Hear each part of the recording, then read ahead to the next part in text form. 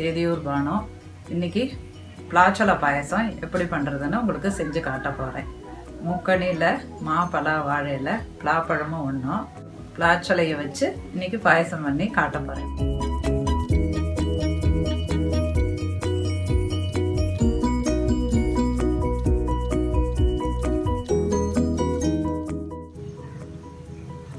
பலாச்சொலை பாயசத்துக்கு தேவையான சாமான்கள்.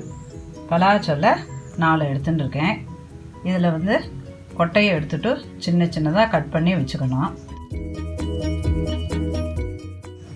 அரிசி ரா ரைஸ் 2 டேபிள் ஸ்பூன், தேங்காய் திருகல் 5 டேபிள் ஸ்பூன், வெல்லம் அச்சு வெல்லம் 200 கிராம், முந்திரி 25 கிராம், ஏலக்காய் பொடி கொஞ்சம். இந்த அரிசியை 10 நிமிஷம் ஊற வச்சுக்கணும். தேங்காயும் அரிசியும் சேர்த்து நல்லா நெய்ஸாக அரைச்சிக்கணும். இப்போ அரிசி தேங்காயோட கொஞ்சம் ஜலம் விட்டு நெய்ஸாக அரைச்சிக்கணும். இந்த அளவு 4 பேருக்கு போதுமானது. பலாச்சொலையை இதுமாரி சின்ன சின்ன பீஸாக கட் பண்ணி வச்சுக்கணும். வெல்லத்தையும் இதுமாரி சின்னதாக உடச்சி வச்சுக்கணும். இது தேங்காய் அரிசியும் நல்ல நெய்ஸாக அரைச்சி வச்சுருக்கேன். இந்த பித்தளை வாணலியில் தான் பாயசம் பண்ண போகிறேன்.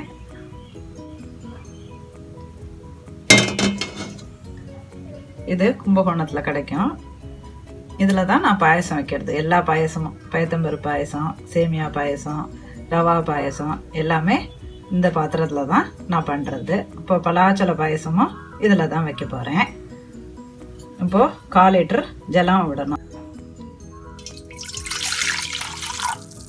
இந்த ஜலம் நல்லா கொதிக்கணும். இப்போ இந்த மாதிரி நல்லா கொதி வந்தோடனே இந்த அரைச்சி வச்சதை இதில் விடணும். விட்டு கை விடாத கலரணும்.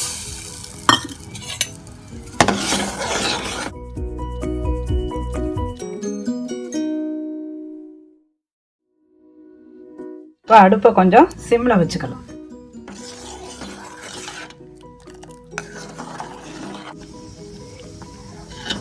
இப்போ நல்லா கொதிக்கிறது. இப்போ இதில் உள்ள அரிசியெல்லாம் நல்லா வெந்துக்கும்.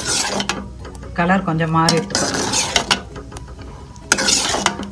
இப்போ இந்த நறுக்கின பலாச்சொலையை இதில் போடும்.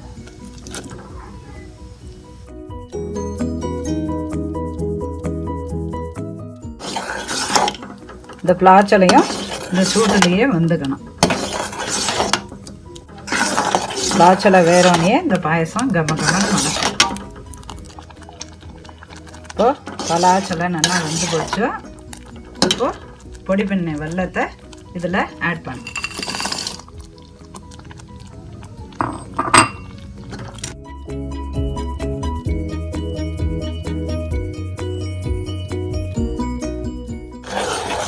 இந்த பாயசத்துக்கு பால் விடுறதில்ல. வெல்லம் கரைஞ்ச பிறகு ஏலக்காய் பவுடர் சேர்த்து முந்திரி பருப்பையும் செவக்க வறுத்து இதில் போடணும். இப்போ கலர் எப்படி வருது பாருங்க.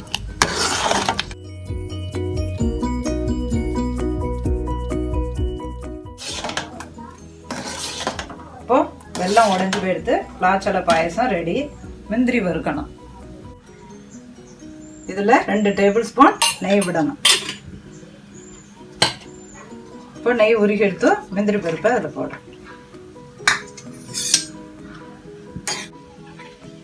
இப்போ முந்திரி பருப்பை இதில் போடுறாரு.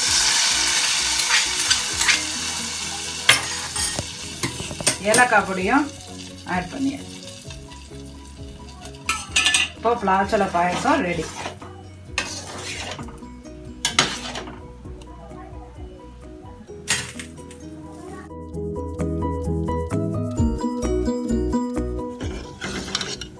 பாயசம் இந்த கன்சிஸ்டன்சியில் இருக்கணும். இதுதான் இலையில பாயசம் விட்டுன்னு சாப்பிட சரியாக இருக்கும். டம்ளர்லேயும் கப்லேயும் ஊற்றி சாப்பிடலாம்.